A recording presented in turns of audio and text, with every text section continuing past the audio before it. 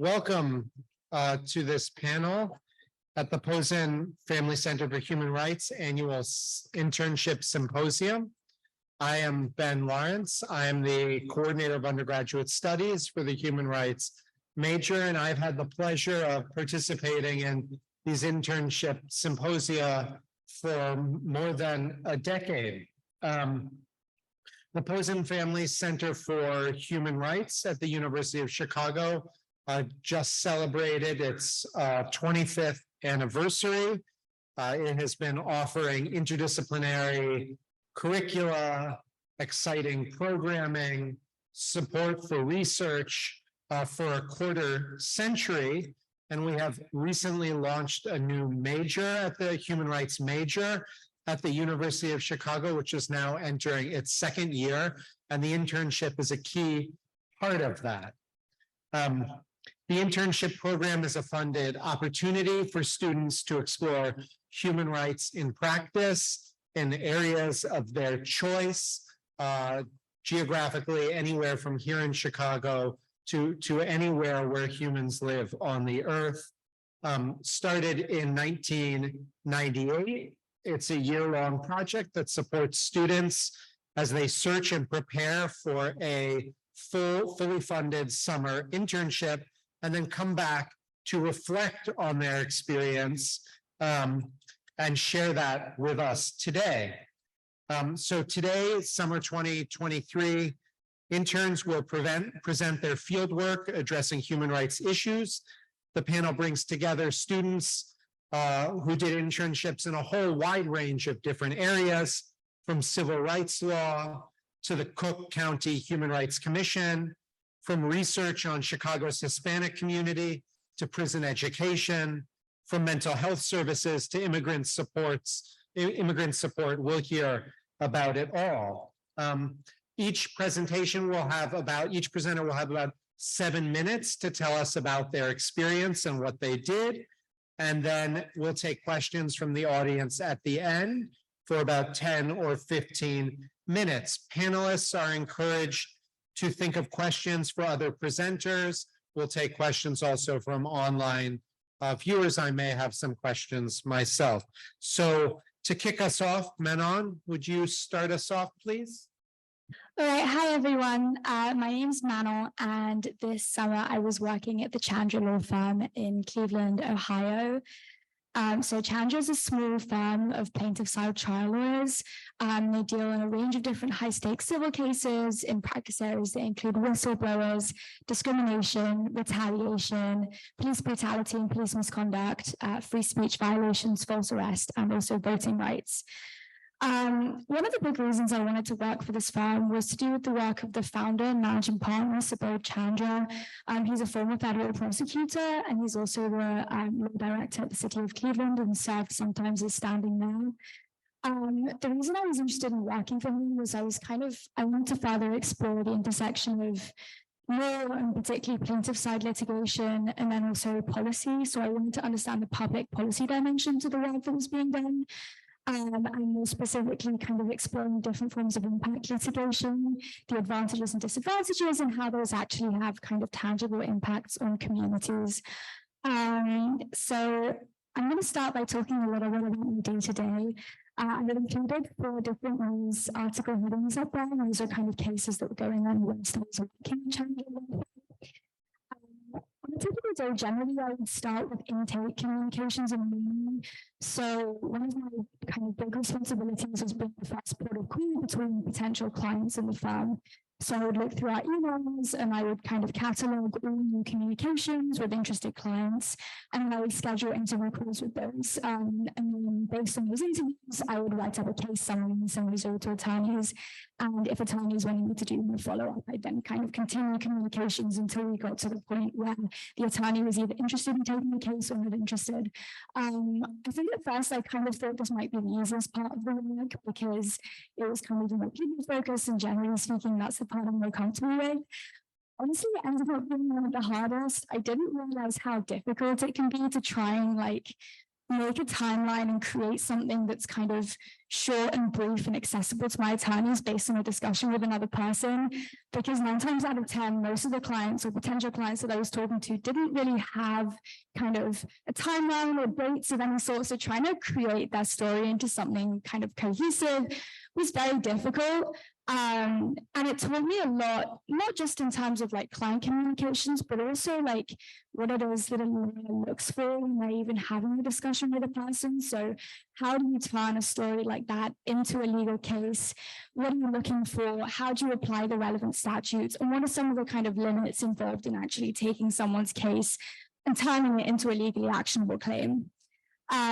So on the top left, I've included an article that I actually wrote based on a mediation that I attended, which was again a kind of really interesting other side of law that I hadn't had much access to, which was alternative disputes resolution.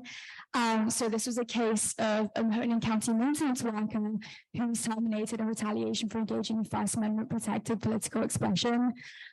So he'd attended a rival candidate's meeting and his boss had seen him there, and a few days later he was fired, and they were refusing to disclose the meeting notes that involved the discussion of his firing on the grounds that under Ohio's Meetings Act, it was, they didn't have to disclose that. So we then had to look through all of that kind of both case law and statutes about Ohio's Open Meeting Act to prove that they then violated that, so we could get the meeting notes in which we found that they had indeed fired him for attending the opposing candidate's meeting. So it was really exciting to kind of be there in the courtroom during the mediation, watching all of that process unfold, and then being able to write about it and actually have that being published in the news. But I want to talk a little bit before I end about the main case that I was involved with when I studied at Chandra. So in the first week, I sat down with Sabod and we talked a little bit about my personal interests. And having previously worked in a criminal justice clinic, I was especially interested in exploring the intersection of civil rights and criminal justice. And so after that conversation, he assigned me to a project on a case of excessive use of force in a county jail. The firm had previously represented 8 clients in similar cases, and this was their newest client. And on the basis of, and I've just included some of my media research up here to kind of show you the extent of the problem. There have been so many excessive force cases in the last 10 years. I think that there were about like 30 or 35 on this one type of incident. We decided to not just prosecute individual defendants, but actually file a Monell claim against the county. So that was the work I was doing, was kind of doing all the discovery process around the Monell claim. So I'll just give a little summary of the case. It was an excessive use of force case in a county jail. A woman had been sent to the jail on an arrest. I think it was an arrest warrant. And while she was there, she was strapped in a restraint chair and pepper foamed, and then wasn't decontaminated, which was against policy and procedure. And the issue was that she'd been compliant all the way through. So there was nothing about her behavior that could ever have justified the way in which she was treated. And this exact same instance with the restraint chair and the pepper foam had happened on 8 different occasions only in our firm. So it was an issue we felt that was to do with policy, practice, training, and oversight, and not just an issue of individual defendants. But trying to find discovery to actually prove that and not just prosecute individual defendants is very, very difficult. And it involves kind of extensive depositions and like getting all of that evidence. And I learned very quickly that when you're such a small firm and such a small team, fighting against such a large institution to try and get that evidence, it's really, really tough, because even if they have that video footage that you really need, they're going to fight you at every single step along the way to not give you that piece of evidence. And the problem is that like, there was one of me and 10 of them, and they have all the resources in the world to send you 1 million documents to look through. And inside that file, there might be that one thing that you need, but they're banking on the fact that like you don't have the resources to look through that stuff.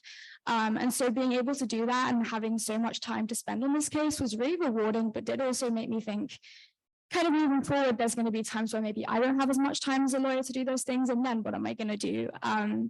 So it was at once very exciting and also a difficult realization to think that sometimes the difference between winning a case and losing it might just be the resources that you have on your team. But I'm currently still working on this case, and we're hoping that it may go to trial in the next 2 years. So it continues to be a lot of work, but hopefully I'll be able to start he doesn't have something exciting and positive to say about it. So yeah, I'm just going to end with maybe like a little summary of a few takeaways that for me were especially important. The first one is, I guess, and something that I maybe wasn't so good at in the past, really speaking to your employers when you get there and kind of communicating your goals, because I spent my whole summer on this project, but I was able to do that because I kind of voiced what I was interested in. And I think having those conversations and being transparent in what you want from the experience is a really, really good thing. My other big takeaway is don't work alone. The amount of times I kind of really needed the other interns and needed my team to work on certain tasks, or whether I didn't know how to do a certain thing, just having people around me and being able to delegate and also kind of work as a team with other interns really kind of was allowed me to get my task done on time. So hi everyone, my name is Nitya and I worked at the Cook County Commission on Human Rights this past summer. So I'm a third year majoring in business economics and public policy and minoring in human rights. I hope to go to law school after I graduate and work with immigrants and refugees, particularly children, unaccompanied children. So a little bit about the Commission on Human Rights. Their mission is to protect people in Cook County from discrimination and harassment in the areas of employment, housing, public accommodations, credit transactions, and access to Cook County facilities and services and programs, which was that one, and housing and employment were some big ones that I worked on. And then additionally, they ensure that everyone who works in or for Cook County receives appropriate wages for their labor and appropriate benefits.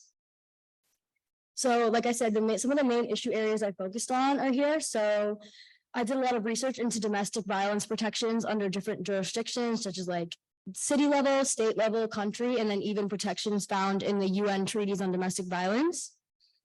Additionally, I worked on the minimum wage ordinance and the earned sick leave ordinances for our county. So finding municipalities that complied with the Cook County ordinances, as well as I did a data project to see which industries in Cook County had frequent labor rights violations.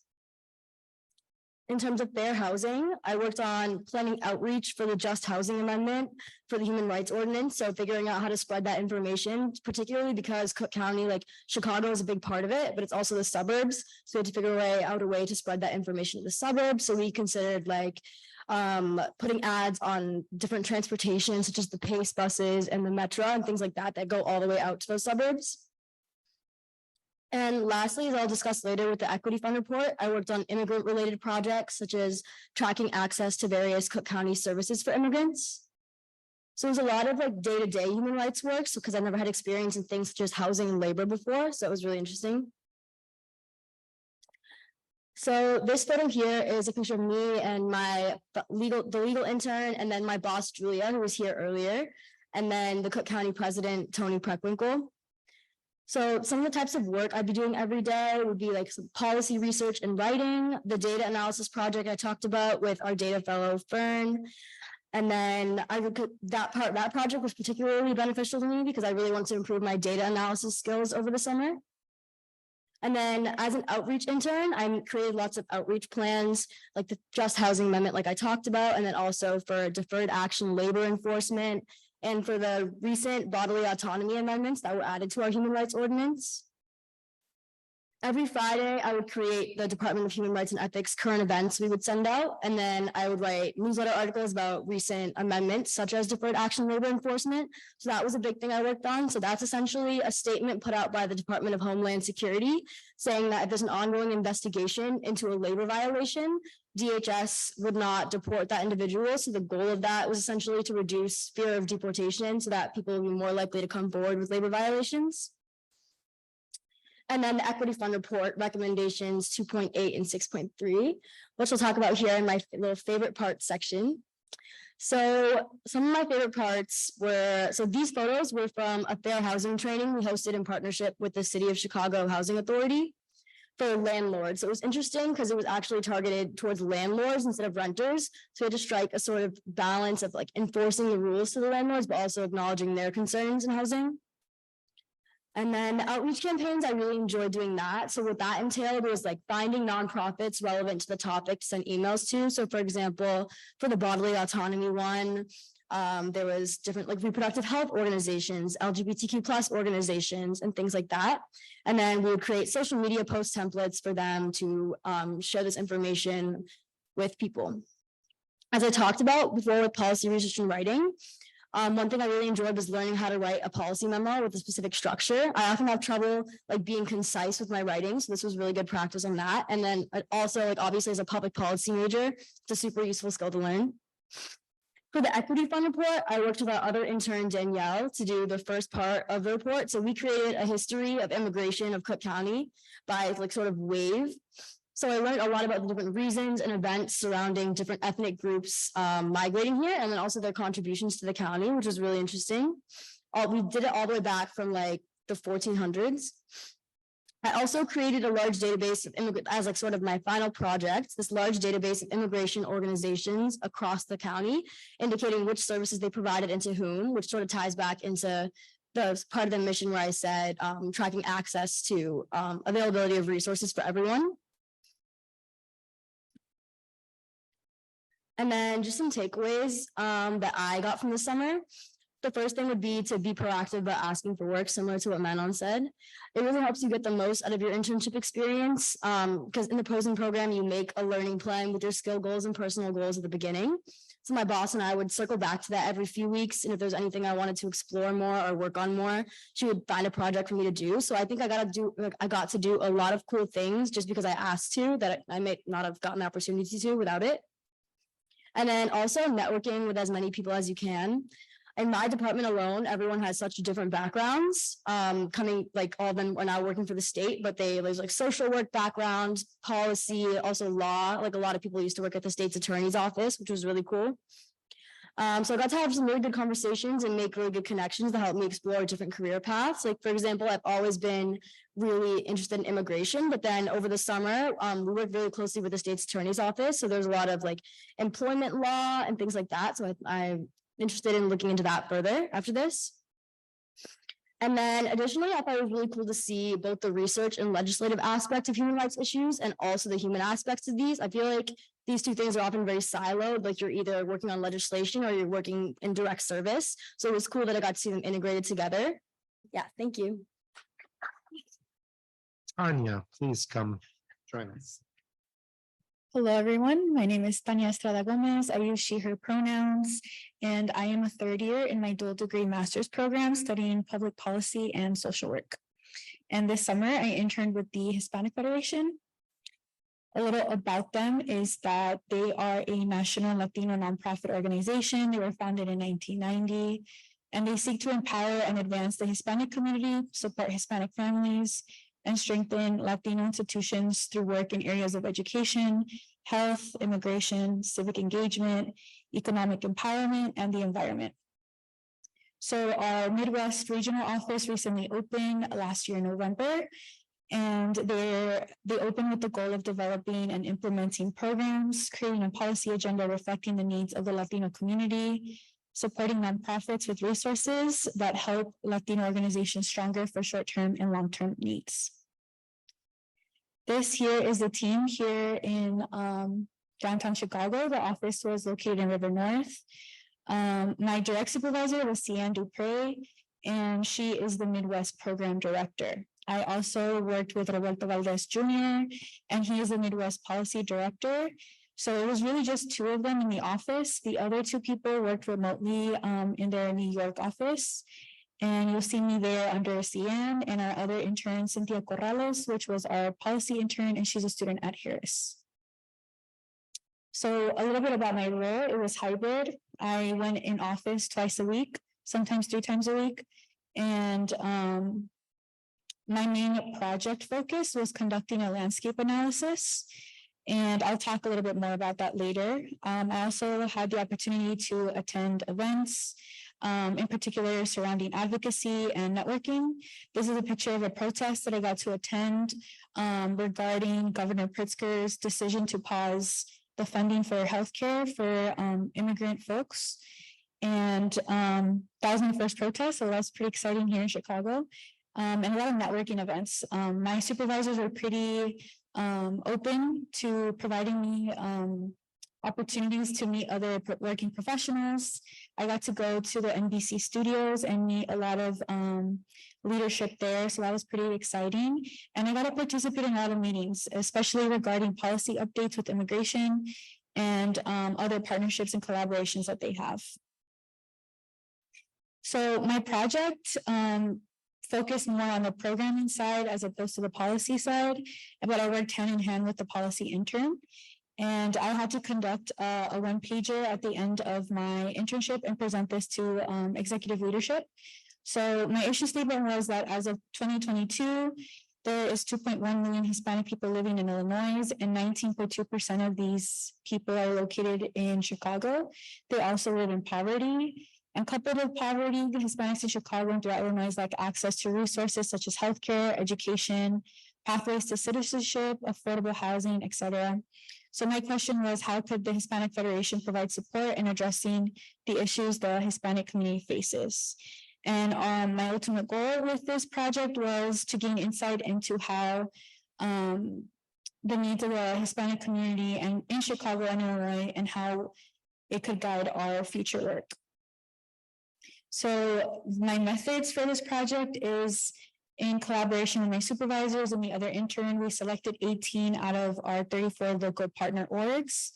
And I got to interview their respective executive directors about their organization and their programming priorities. And we dwindled it down to a total of 15 questions. And here are some of the participating partner organizations that I got to interview. So key findings from my project was that our partner organizations serve over 280,000 community members annually. That the top 3 programming efforts focus on immigration, education, and health. The average participating in such programs is an adult, low-income immigrant, Spanish-speaking woman. The main areas that are served through these programs focus on southwest of Chicago, like Pilsen, Little Village, Back of the Yards, and Cicero.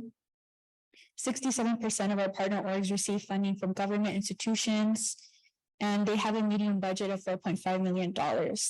And less than 10% of their budget is focused on administrative matters. And 94% of our partner orgs expressed interest in building capacity and the need for administrative funding. And more than 55% of our partner orgs want to provide future programming on mental health, violence prevention, and civic engagement with the upcoming elections. So based on all this information, I was tasked to provide this recommendation as to how the Hispanic Federation should proceed. And through collaboration, we decided that we're going to advocate on establishing the City of Chicago Communities of Color Nonprofit Stabilization Fund, which is a really long name for pretty much providing funding for these nonprofits to ensure that they're serving diverse and low-income communities and more effectively manage and compete for funding, provide essential services to address their unique needs. So moving forward, upon the completion of the project, we suggested that they continue with the landscape analysis with the remaining partner organizations, expanding our analysis to include non-partner organizations. We also created a community member survey so they could also contribute to this project and advocating for the establishment of that nonprofit stabilization fund. Thank you. Vivian, would you come up and join us, please? Hi, everyone. My name is Vivian, and I'm a 4th year undergraduate student majoring in economics. And I'm really glad I can be here today to present my summer experience at Reading Between the Lines. So just a little bit introduction about the organization first. Reading Between the Lines' mission statement is to create a unique space for justice-impacted people to exercise critical thinking skills via literature and other arts. So in short, the organization provides literature workshops to incarcerated individuals and to cultivate their communication skills, which I think was super meaningful to the participants as they transition to post-incarceration. During my time there, we provided workshops for 3 facilities, and that included Cook County Jail, North Lawndale ATC, and Fox Valley Jail Ministries. I was interested in joining this organization because I was interested in criminal justice and I want to learn more about the lives of incarcerated individuals. So I thought that this is a really good opportunity to interact with them. And also, RBL's team is really small, and including me and another Chicago intern, we had 6 people in total. So I thought that it was a really good opportunity to form close relationships with my colleagues, and also to contribute my skills. So I went in as a communication and program intern. So a big part of my work there was dedicated to digital outreach and engagement. So I oversaw their social media accounts, and then we post about the session materials, which was like the literature pieces that we use for the workshops and also current events. And throughout the process, I actually got to learn a lot about different aspects of the criminal justice system, and including inequalities such as cash bail system. And I made a post about a current event, which is when the Illinois Supreme Court ruled in favor of eliminating cash bail, and also educational opportunities for incarcerated individuals such as Pell Grants. And another part of this is that I assisted in reaching out to other similar organizations at Chicago who also focus on literature education for incarcerated individuals. And it was just really cool to talk to them and to learn about organizations who are doing similar works. And another really big part of my time there was spent in developing program for the workshops and also to moderate the workshops. So I chose pieces that were used for our workshops, and that included short stories, poetry, essays, release scripts, and song lyrics. And initially, I thought that this was a pretty easy task, just to select pieces that could be used for workshops. But I actually discovered that it's pretty difficult throughout the process as I went into the workshops and found that some of my pieces weren't really cultivating like discussions for the incarcerated individuals.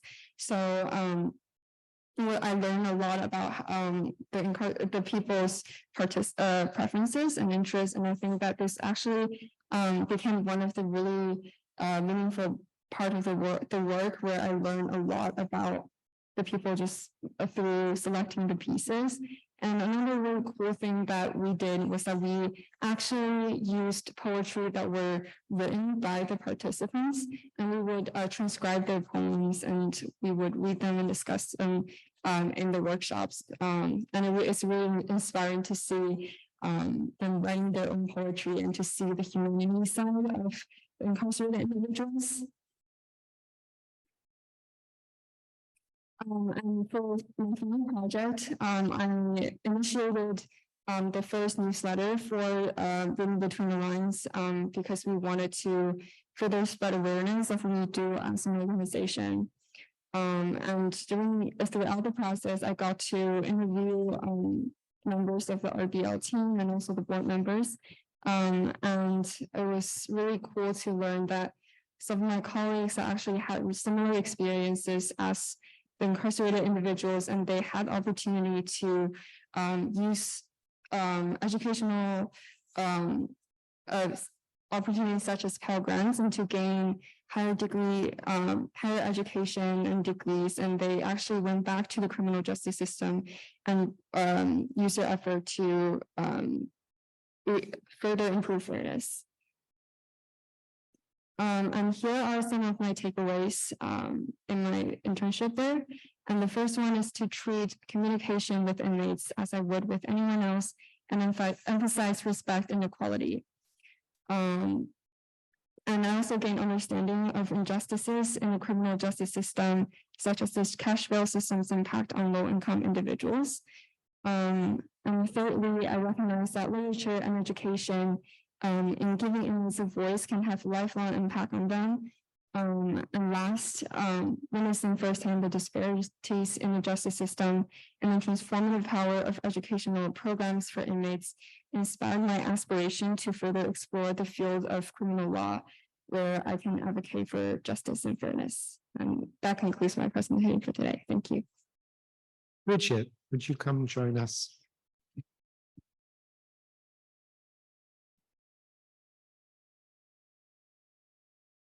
Okay. Hi, everyone. I'm Bridget. I had an internship with World Relief. So first of all, just to go over what the organization is, it is a Christian organization that provides aid to all immigrants immediately following their arrival in the United States and onwards. And they offer support in a multitude of areas, ranging from finding housing, paying bills, seeking employment, to job readiness and English as a second language classes. And they're guided by their goal to provide support to the most vulnerable of people. And it serves as a vital hub for immigrants to receive information and support for where they should turn for future services if World Relief cannot directly help them. And so who's involved? As I said, it's a Christian organization, meaning that many Christians are involved, but it equally welcomes people of all faiths to contribute and to receive aid. And it relies on its diverse set of employees from a wide range of cultural backgrounds. Actually, one of the things that first struck me when I, following their arrival in the United States and onwards, and they offer support in a multitude of areas, ranging from finding housing, paying bills, seeking employment, to job readiness and English as a second language classes. And they're guided by their goal to provide support to the most vulnerable of people. And it serves as a vital hub for immigrants to receive information and support for where they should turn for future services if World Relief cannot directly help them. And so who's involved? As I said, it's a Christian organization, meaning that many Christians are involved, but it equally welcomes people of all faiths to contribute and to receive aid. And it relies on its diverse set of employees from a wide range of cultural backgrounds. Actually, one of the things that first struck me when I went there was, first of all, my supervisor, she introduced me to everyone in the office. And I was just struck by how many people there were who spoke a multitude of languages from a multitude of backgrounds, and how they were all motivated by this common goal of helping these people to settle in the US. And additionally, beyond just the work of the employees, it also is an organization that heavily relies on the work of hardworking volunteers who donate their time to help run programs and to provide language interpretation. And so my role, I worked in the employment division, which meant that I primarily wrote resumes and submitted job applications on behalf of clients. I interviewed clients about their job history, their skills, and their qualifications to get a sense of how I could help them to find a job and where they might be most suited to work. I also pursued job opportunities on behalf of clients, which meant following up with employers, calling them, trying to advocate for them.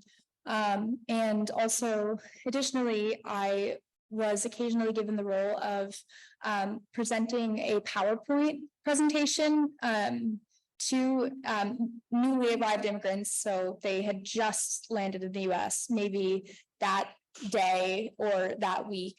And just giving a presentation to them about the realities of the American workplace and what they need to know in order to really thrive in America. And additionally, I would bring clients to job interviews from their homes, and this enabled them to kind of teach them how to use public transportation, first of all, but also how to navigate Chicago properly. And then also I would follow up with clients at set intervals following their employment placement to see how they're doing, see if there were any issues and how I could help them any further. And then of course, typical intern duties, which meant filing, filling out paperwork, stuff like that. And so what I gained from this experience, I really found that afterwards I had such a greater ability to speak to people that I didn't know and leading presentations. I was much more confident in doing that. Also, just I have sort of, I would say, a better idea of what a resume should look like, which was definitely helped by my supervisors and the other employees at the office space helping me. And also, it definitely gave me a better sense of what it actually means to work in like Chicago or in America in general, in like what is a common workplace. So like having a cubicle and like sharing a space with other people, because I had previous internships, but they were all remote. And this one was mostly in person, but there were some remote days. And so it really had this striking contrast between the two, because there's this greater, so many different things that you have to account for when going in person, communicating effectively with people in person, not just like through email, and like dressing for success and all these other things that you don't really consider when you're working remotely. Also, the great thing about this internship is that it really gave me more of an idea of what skills I need to work on in the future. So namely, this would be time management for myself, and kind of taking initiative. So seeing things that need to get done and doing them rather than waiting for someone to ask me to do them or to be asked to do it. You know, I found that oftentimes I was kind of shy because I didn't want to overstep. I didn't want to, you know, do things the wrong way, or I was worried about doing certain things perhaps not correctly. And so oftentimes I would not, I would kind of take a step back. But I often found that when I did take initiative and when I did step forward, it was oftentimes a very rewarding experience. Even if I did mess up, I would like learn from that, and I would learn much more than if I had just sat back and waited for other people to kind of do it instead. Additionally, I learned that, you know, I can't really be afraid to do something I've never done before, because, you know, if you do that, then you're never going to get anywhere. You can have a reasonable amount of fear, but you can't stop it from letting you live your life. And additionally, you know, I also learned what I don't really perhaps want in a workplace. So, you know, I learned that I do need a lot of like engagement, and I just can't be like sitting all the time. So this experience was really great when I was able to get outside and like be on my feet and help people. And so it was really rewarding in that I was able to like see what I really want from a job opportunity. And so some advice for future interns would be, of course, don't be afraid to make connections and to talk to people.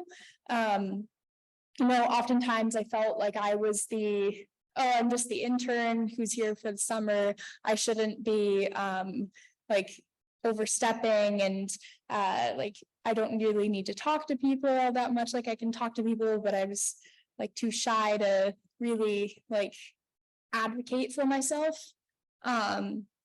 Additionally, like on a similar note, like you may know something more about something than someone else, even though you're like new to the job, you have valuable information to share and to offer.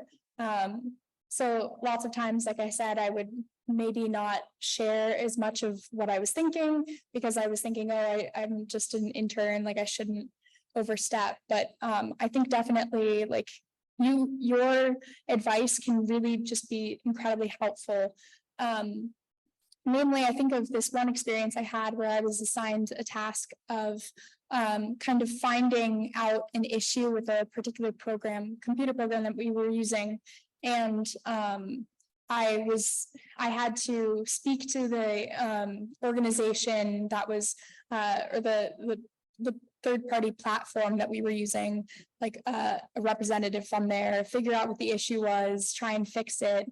And then additionally, I had to do research, like follow-up research, to discover like how we would fix the problem and what other third-party platforms we could use for a messaging service that would equally be useful, and kind of compare the prices.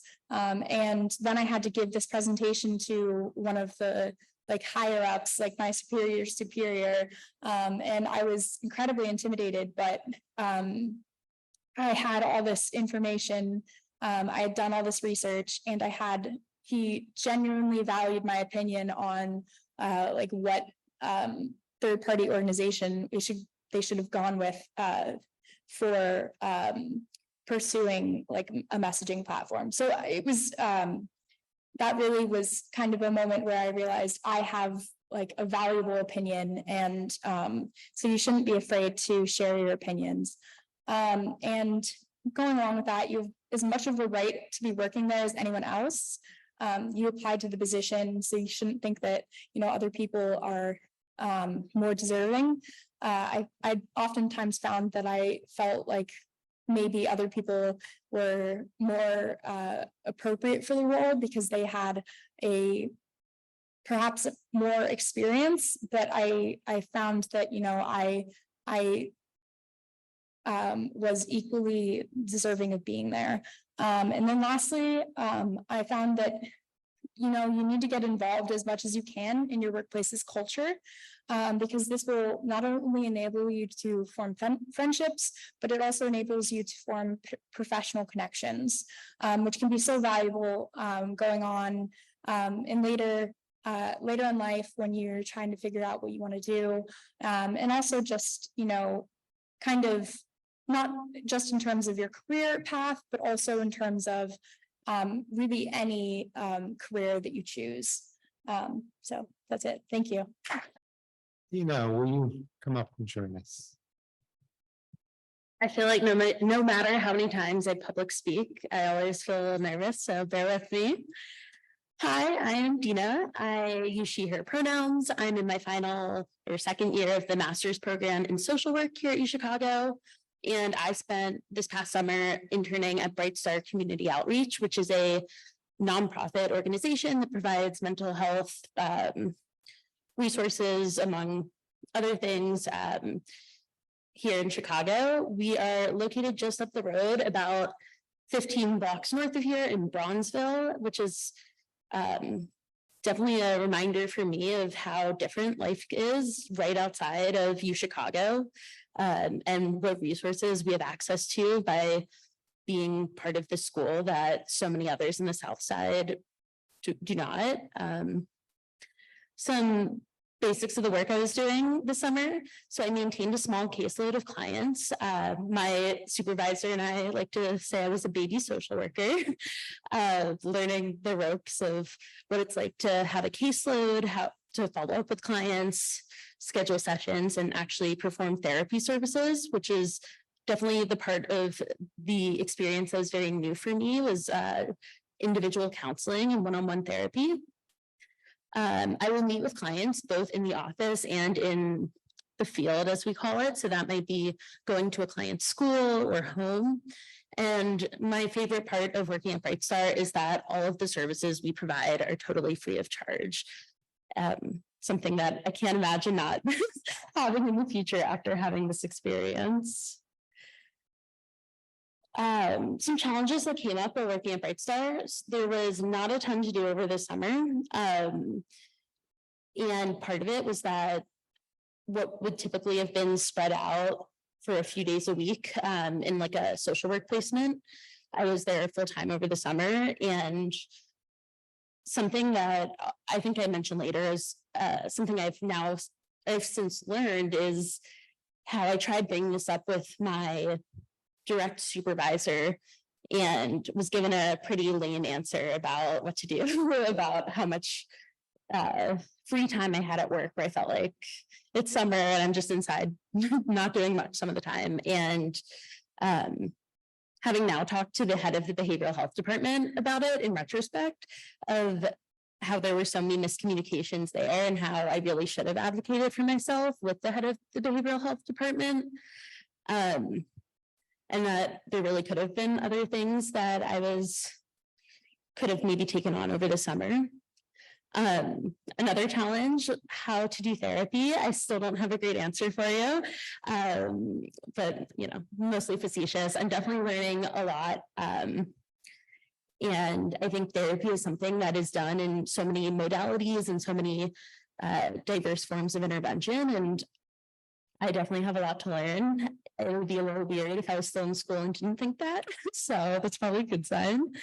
And then also, I think just a lot of self-doubt that came up with this role in terms of, am I doing a good job? And yeah, just having to really sit with that of what does it mean to provide competent services and whatnot. Some highlights. I love my coworkers.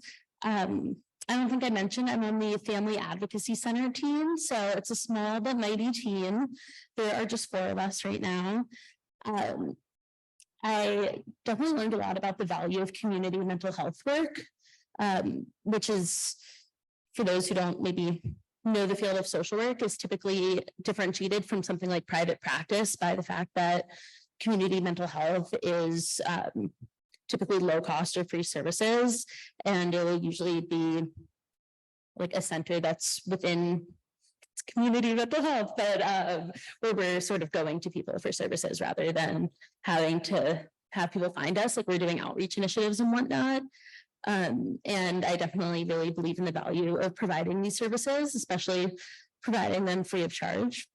And a highlight was that I dipped my toe into therapy. It was very new for me, and I think it's very important as a social worker to learn more about how to do therapy, even if I'm not sure it's what I want to do forever, but I think that part of counseling work is really cool. And some things I'm thinking about: the intersection of mental health access with racial and economic oppression. Therapy is expensive, mental health resources are expensive. Working with clients who needed medication and had so many barriers to getting that, these things are really hard to access. There's also a lot of stigma around mental health, and that also prevents people from receiving the care that they need. Also, just differing perceptions of mental health, depending on sort of your background with how you see, with your background in life, it can really depend how you sort of approach or look at mental health. And as a social worker, it's important to me to be mindful of that and to be like culturally sensitive to everyone's differing understandings of what mental health and mental wellness look like. And I'm also thinking a lot about what it looks like when we're providing these services from nonprofits and the challenges in doing so, and how I wrote like the nonprofit industrial complex, but the ways in which nonprofits have to fundraise for their for the finances that ultimately do fund programs, but some of the contradictions that can come up in having to incorporate that into the structure of the organization. Some takeaways: the necessity of self-advocacy, especially as an intern and not being paid by the organization itself. And I think that that's something I would definitely encourage for others, is remember that we are providing very important labor to organizations, and we're very generously funded by the Posen Center and UChicago, but these organizations shouldn't be taking that for granted, nor should they take anyone's labor for granted. And I've become really involved with the Payments for Placements movement, which is happening at social work schools throughout the country, where if you don't know, social workers are expected to work about 1,000 unpaid hours during their time as a student, which is not only unjust, but also makes the field less accessible to enter. And to make sure that the future of mental health is more diverse, it's really important that we advocate for students to get paid. And also another takeaway from the summer is just how much I have to learn. I feel like every time I learn something, it opens up this door of 10 other things that I am just really excited to learn about. And whether that's through my coursework this year, through actually working, and through continuing to do trainings and whatnot. And I actually don't know if I don't think I said this, I still work at Bright Star. So they hired me on and I work there 3 days a week now. So that's cool. And thank you so much to the Posen Center and for all of you for listening. So if everyone wants to join me up here, that would be great. I'm very interested to hear any questions that you might have. I have some questions as well, and we will also take questions from the panelists for one another. So who would like us to start us off? I'm happy to take a first pass. Could I ask, it's fresh in my mind because you were just speaking, Dina, but therapy sounds so, for an activity where you're sitting down to do something for the very first time. Therapy seems to me, as somebody who's gone through a fair bit of it myself, seems to me an especially daunting thing to sit down and do for the first time, especially given that people can be in emotional distress or, you know, suffering from real problems. What is that like? You know, yeah, what was that like? Can you hear me okay? Okay. I think to your point, I think as someone who's also been on the other side, I think that has allowed me some more insight on what it can be like as the client. But I think that for me, being reminded that ultimately we are just 2 people sitting in a room together, or going on a walk together, whatever it ends up being. But I think finding ways to connect on a more human level and build rapport and whatnot, I think really does make it a lot easier. And I really believe that so much of what makes therapy impactful is like the relationship that you form between therapist and client, or whatever you want to call those 2 people in the equation. But I think especially in the beginning, just leaning on knowing that this is a conversation that's forming a relationship, and that's just a really good starting point, I think, in building that. Thank you for the question.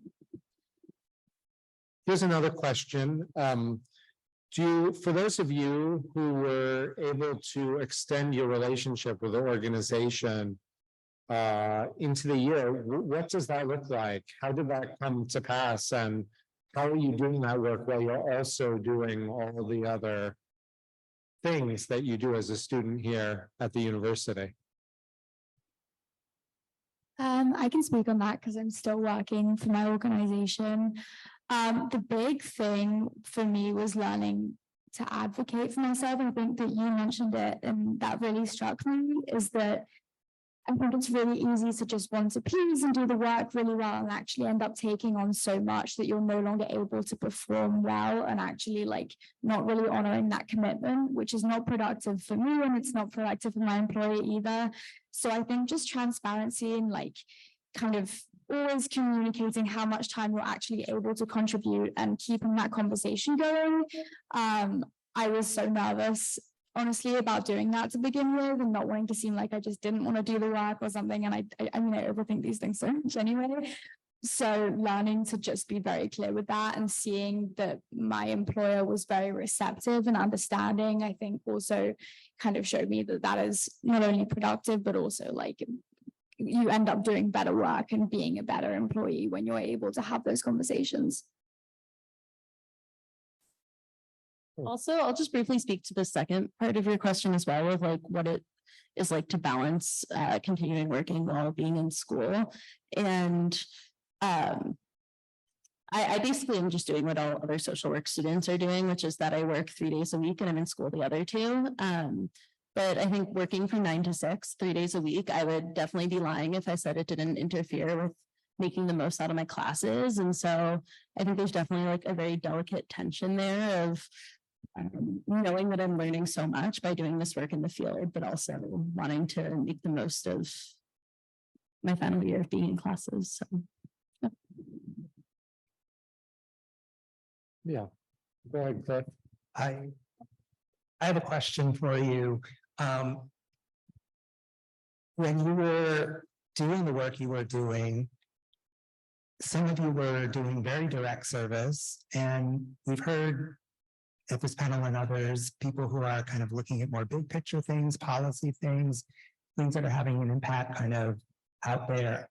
And so when you think about near and far, kind of where were you on that spectrum, and was that, how did you feel about the impact that you were having, I guess, whether it was very intimate and very direct in front of you, or bigger and broader out there?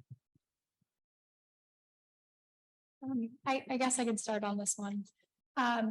So I was working directly with clients some of the time, but also a lot of the time I was just given resumes and applications to fill out by my supervisor. So it was I was kind of separated from the client directly. So I didn't really know much about them, besides from like their basic facts, like their name, their nationality, the languages they speak, things like that. And you know, that really felt kind of isolating to the problem. But when I was working directly with clients, I found that it was very, very rewarding when I was able to help them to find a job.